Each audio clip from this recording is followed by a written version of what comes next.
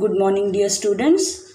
A warm welcome to all of you for our today's digital session for the subject Science and Technology Section A. Yesterday, we have completed with the discussion of textual exercise, additional questions and activities for chapter number 18 from Section B, Observing Space with the help of telescopes. Section A portion is over long before. So, revision we are going to take up in today's and tomorrow's session for both the chapters of section A. Monday onwards, we are going to start with the last chapter remaining from section B, chapter number 15. So, let us start with our short revision for section A. Today, we are going to revise chapter number 12, Study of Sound from Physics. All the concepts which we have studied in this chapter we are going to revise. In the introduction part, I had told you what is meant by sound. Sound is nothing but a form of energy which creates the sensation of hearing in our ears, which travels in the form of waves, and also a medium is always required for this propagation of waves. Without any medium, the sound will not move. These waves won't move. Then we had studied the two types of waves. The first one was longitudinal wave, where the particles of the medium oscillate about their central or mean positions in a direction parallel to the propagation of the wave, and they are called as longitudinal waves. A very good example of longitudinal waves is nothing but the main theme of the chapter, that is sound waves. Sound waves or sound travels in the form of longitudinal waves. The other type of wave is the transverse wave. The waves which are created by dropping a stone in a still water. The particles of the water oscillate up and down, and you will see that these oscillations are perpendicular to the direction of propagation of the wave. So such waves are called transverse wave. So you can say a wave in which the medium vibrates at right angles to the direction of propagation is known as a transverse wave. Now, the different, you can say, concepts related to sound, that was our next topic. How the sound waves are indicated, then what is their unit, that we are going to see. The first case, wavelength of sound waves. We had seen that whenever sound travels in the form of waves, so always it will have a wavelength. What will be wavelength? It will be the distance between two successive crests or two successive troughs. That is wavelength. And wavelength of the sound wave, it is indicated by the Greek letter lambda, and frequency of the wave is indicated by nu. Now, when you have to write the unit for wavelength, then you will write in meters, because it is the length which is travelled. So it will be in meters and it will be indicated by the Greek letter lambda, and frequency will be indicated by nu. You call it as nu. You can see the symbol. It is somewhat like a V shape. Next is amplitude of the wave. What is amplitude? It is the maximum value of pressure or density, and indicated by capital A, the initial letter of the name. The time taken for one oscillation of pressure or density at a point in the medium is called the time period, and it is indicated by capital T. In the initial chapters of physics, we had seen time is denoted by small t, whereas here in the case of sound wave, it is indicated by capital T. Now the value of frequency, it determines the pitch of the sound, whether the pitch is high, whether the pitch is low, while the value of this amplitude, it will determine the strength or loudness of the sound. Our next topic is a small formula you are going to study, which will be applied in solving numerical examples. The name of the topic is velocity of sound. As sound travels in the form of waves, you have to study about its velocity.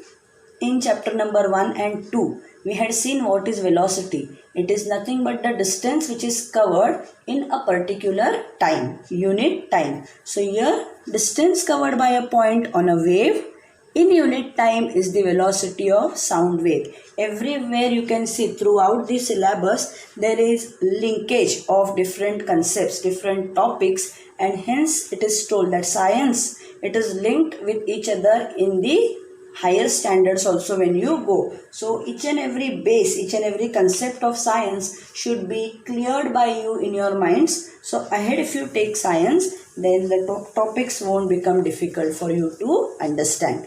Now here also you can see velocity you have studied in chapter number 1. Here you are studying about the velocity of sound. So same formula, distance upon time. So final formula which you have to remember is wavelength of sound is equal to, velocity of sound is equal to wavelength multiplied by frequency. Next topic is, now before going ahead with the next topic, I would just like to highlight on the velocity. Now this velocity of sound, it is highest in solids and least in gases. If you see the table which is given in your textbook on page number 129, then you will come to know about the velocity in different states. Now velocity of sound in a gaseous medium, when it travels in a gaseous medium. Now velocity of sound in a gaseous medium, it depends upon different physical conditions. Which physical conditions? Temperature, density of the gas and the molecular weight of the gas. Now temperature denoted by capital T. Here velocity of sound is directly proportional to square root of temperature of the medium. Remember, for solving numerical examples, velocity of sound directly proportional to square root of temperature of the medium. What you can say here, that increasing the temperature 4 times doubles its velocity. On the other hand, when you study about density and molecular weight, velocity of the sound is inversely proportional to the square root of density, and velocity of sound is inversely proportional to the square root of molecular weight of the gas. So when you are studying about density and molecular weight, both are similar. What does it mean over here? Increasing the density 4 times reduces the velocity to half its value. Here it was increasing the temperature 4 times doubles the velocity because directly proportional.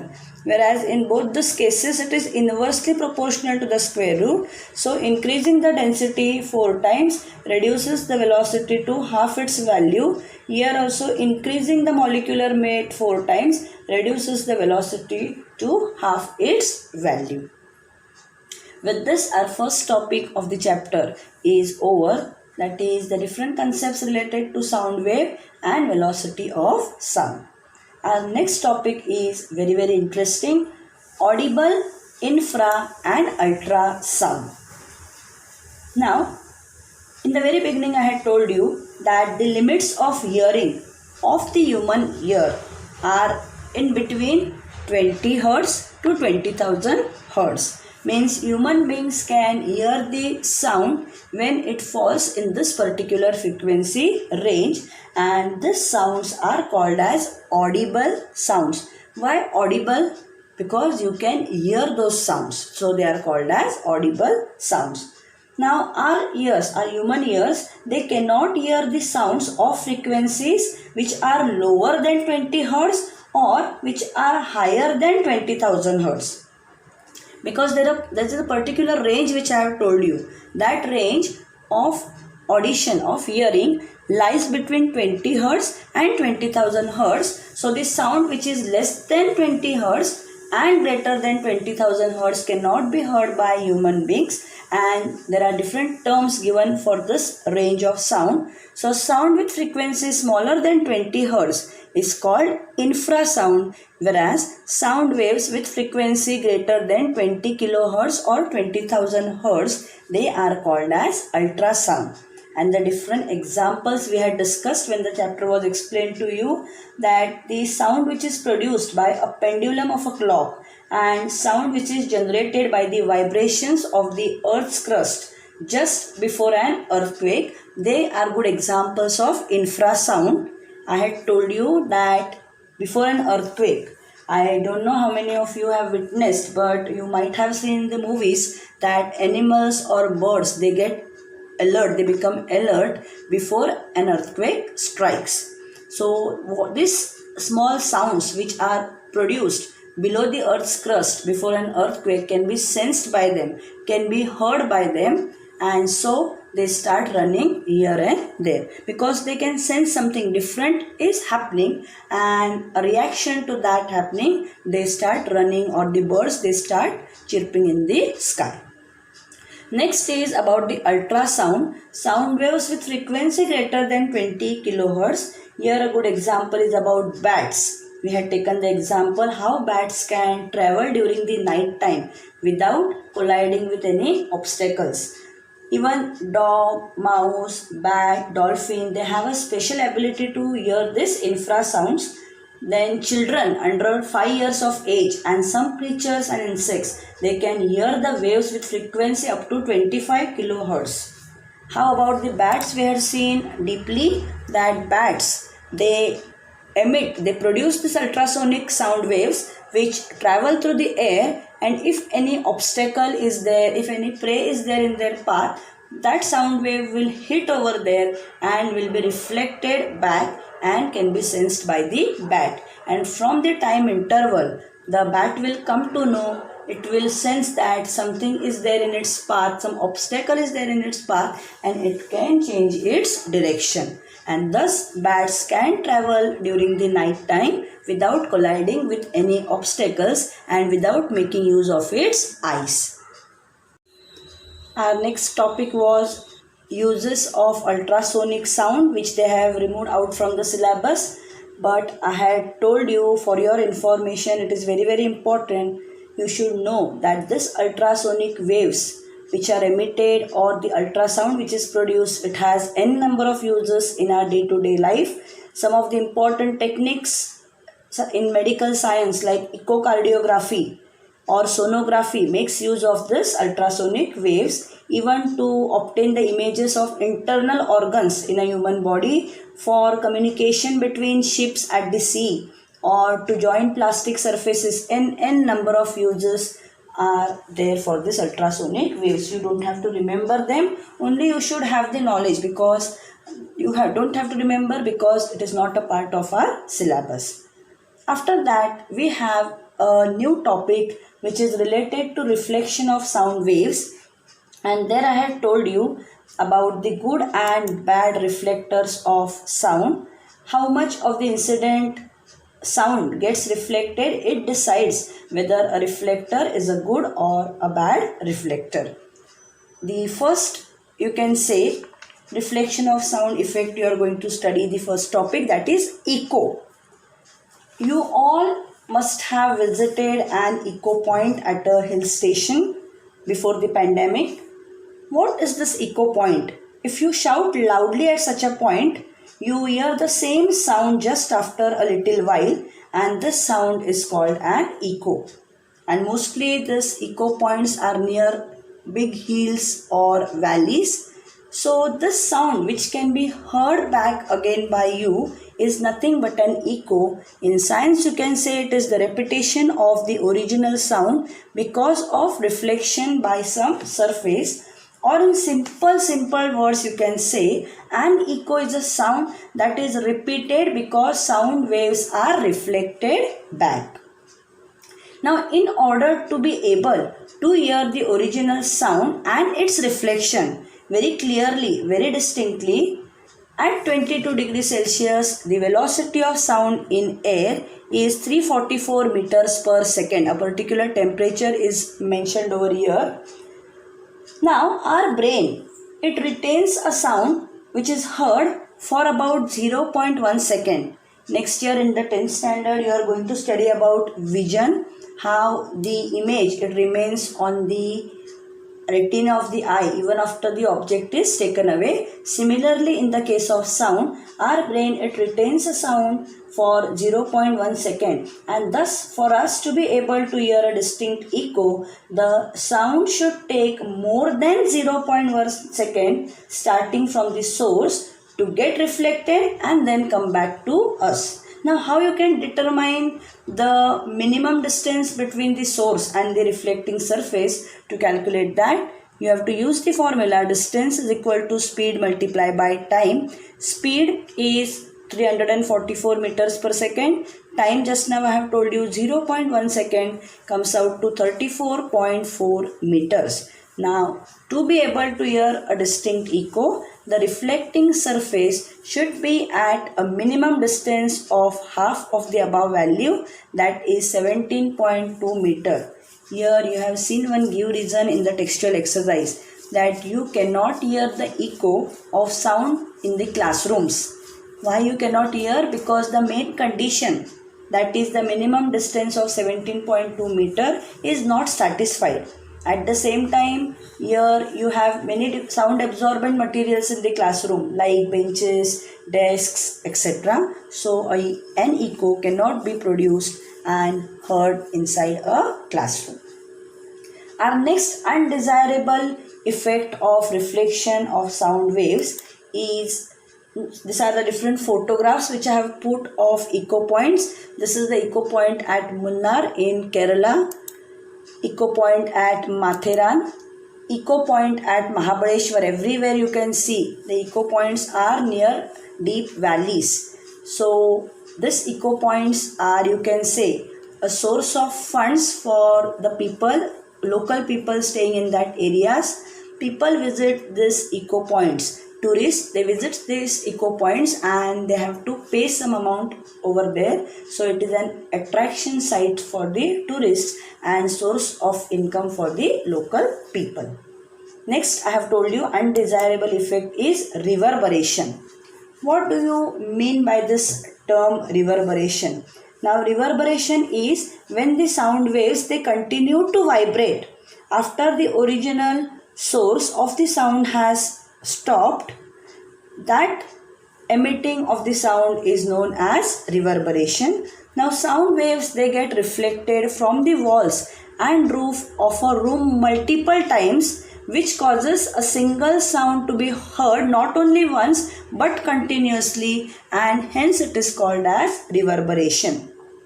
Now, the time between successive reflections of a particular sound wave which is reaching us, it becomes smaller, and the reflected sounds, they get mixed up and produce a continuous sound which is of increased loudness, which cannot be heard, deciphered very clearly, and hence we can say that reverberation is not a favorable, it is an undesirable condition. And the main reason is some of the auditoriums or some particular seats in an auditorium, they have inferior sound reception. Not only that, ceilings of the halls or the auditoriums, they are curved so that the sound, after reflecting from the ceiling, they reach all the parts of the hall, and it can be reduced by using the sound absorbent materials like curtains, carpets on the floors, etc. All this was discussed to you when the practicals were taken. We had discussed this chapter in the lab offline. So reverberation need to be controlled. Our next topic is, again you can say, an application of ultrasound, that is sonar technique. Sonar, S-O-N-A-R, its full form is sound for S-O, N stands for navigation, A stands for and, R stands for ranging. Sound, navigation and ranging technique. Now, this technique is used to determine the direction, distance and speed of an underwater object with the help of ultrasonic sound waves, and for that you can see it has a transmitter and a receiver which are fitted on the ships or the boats. Now this is a ship which has a transmitter which has a receiver fixed on it. The main role of the transmitter is to transmit, to emit, to produce the ultrasonic waves, which once produced they travel through the water, strike the underwater objects and get reflected back, which are sensed, which are received by the receiver. And hence I had told you, while drawing this diagram you have to be very careful. I do not want artistic boats or ships to be drawn. A very small decent ship you can draw. Main part is showing the transmitter, receiver, and when you show these lines, the arrow for the transmitter should be in the downward direction and towards the receiver it should be in the upward direction, otherwise you will lose the marks, because this ultrasonic waves which are transmitted, they are traveling downwards, so an arrow is pointing in the downward direction, and the reflected waves are traveling towards the receiver, so the arrow is in the upward direction. Small things which you have to take care of. Then next is the labeling of transmitter, receiver. Then you have to label transmitted pulse, reflected pulse, and water should be shown clearly, because many a time students draw the ship, they label everything properly but water is not shown, then it does not make any sense. After the reflected waves, they are received by the receiver. What does the receiver do at this end? It converts this ultrasonic sound into electrical signals, and then the signals are properly interpreted. They are calculated. The time difference here between the transmission and the reception of the sound is noted down. The time, look here carefully, between the transmission of sound and reception, that time is noted down, and then by knowing the time and the velocity of sound in water, you can find out the distance from the shape of the object which reflects your waves. And hence this technique is used to determine not only the depth of the sea, but also it is used to search for any underwater hills, valleys, submarines, icebergs, any ships. In the ancient times I had told you that most of the transport, most of the trade used to be carried on through the ships, through the sea.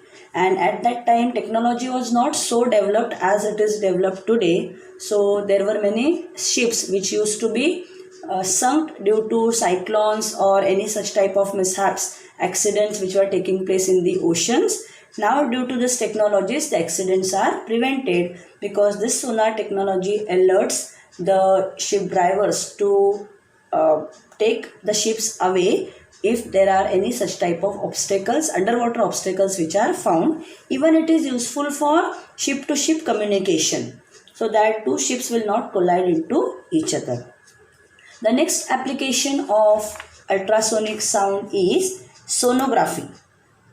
A very useful, you can say, in the field of medical science, because this technology, it again uses ultrasonic sound waves to generate the images of the internal organs of the human body. I had told you in the uses, to obtain the images of internal organs, these ultrasonic sound waves are very useful.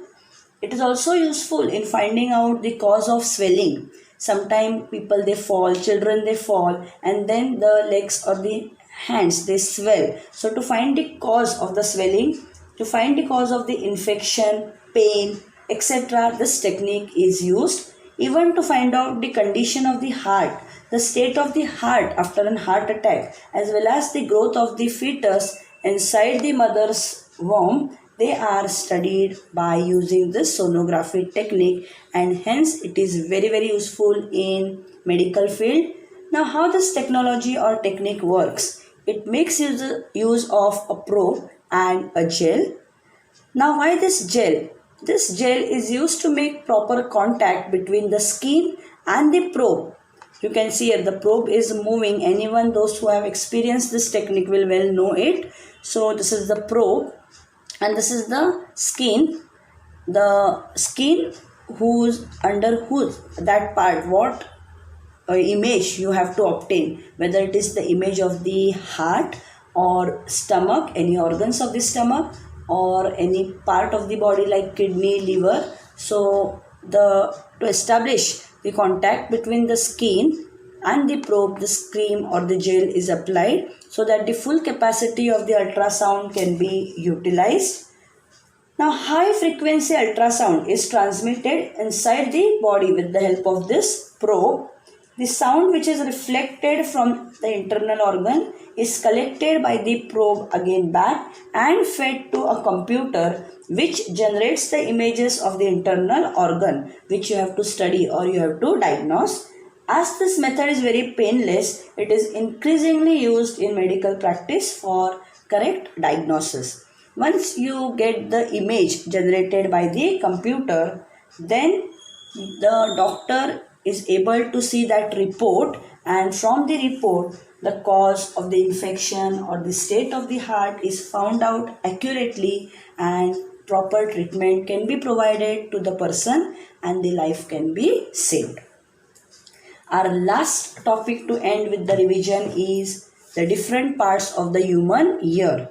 Right from the beginning I have told you sound travels in the form of waves and it is a form of energy which causes a sensation of hearing in human ear. So what are the different parts of this human ear we are going to see? Before that, small photographs of sonography of the heart, so ultrasonography of the kidney, this I have displayed for you to see. Apart from this, if you want to know more about the sonography, you can just click on the Google net and n number of photographs along with the different videos of sonography you will be able to visualize. Human ear.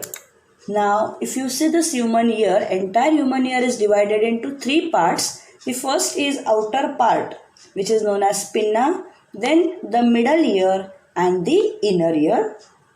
The main function of the outer ear or the pinna, the part which you can see where the girls they wear the earrings, that part is called as pinna. It collects the sound waves from the environment and passes them through a tube or a cavity in the middle ear. You can see the main function of the pinna is to collect the sound waves from the environment and then pass them through a tube to a cavity in the middle ear. It is a peculiar funnel-like shape. It helps to collect and pass the sounds into the middle ear. This is the main function. Once the sound waves travel to the middle ear, there is a thin membrane. Here you can see a thin membrane in the cavity of the middle ear, which is called the eardrum. When a compression in the sound waves, now sound waves have started traveling, they reach the eardrum, the pressure outside it increases and it gets pushed inwards. The opposite happens when a rarefaction reaches there. The pressure outside it decreases and the membrane gets pulled outwards and thus the sound wave cause vibrations of the membrane. The last part of the ear is the inner ear. This is very important part. The auditory nerve. Why auditory? Because it is the part of the ear. So auditory nerve. When you speak about the eye, it is the optic nerve. This auditory nerve, it connects the inner ear to the brain. The inner ear has a snail-like structure which is called the cochlea, and the main function of the cochlea is it receives the vibrations coming from the thin membrane and converts these vibrations into electrical signals which are sent to the brain through the auditory nerve, and then the brain analyzes these signals in such a way that you can hear the sound the way it is produced. So these are the three parts of the human ear: outer ear or the pinna, whose function is collection of the sound waves from the environment and transferring them to the middle ear, which receives it in the form of vibrations, then pass these vibrations into the inner ear, where the cochlea converts these vibrations into electrical signals and are transferred to the brain with the help of auditory nerve, and the brain analyzes these signals. Now, this ear is a very important sensory organ. Sticks or other pointed objects, it should never be inserted into the ear. Many a times children or even older people, they have the habit that sometimes they feel something pricking or inside the ear and then you insert some pointed objects for cleaning it. Do not do that, because this ear drum is a very thin membrane and very likely to get, you can say, ruptured or broken due to this pointed objects, and so one should make use of that earbuds, which are cotton buds, which are available in the market. And also you should not hear very loud music using earphones. It can cause grave injury to the eardrum. Many a times this younger generation, they have the habit of keeping the earphones inserted in the ears 24 hours, and then they listen to the music or different things, which is very dangerous. So you should make use of the technology. You have to run along with the time, but at the same time, wherever not required, you should avoid it. With this, we complete with the revision for chapter number 12 from section A. Tomorrow we will be revising chapter number 13, that is carbon, an important element, and Monday onwards we will begin with a fresh chapter. Till then, we wind up with our today's session. Thank you, dear children.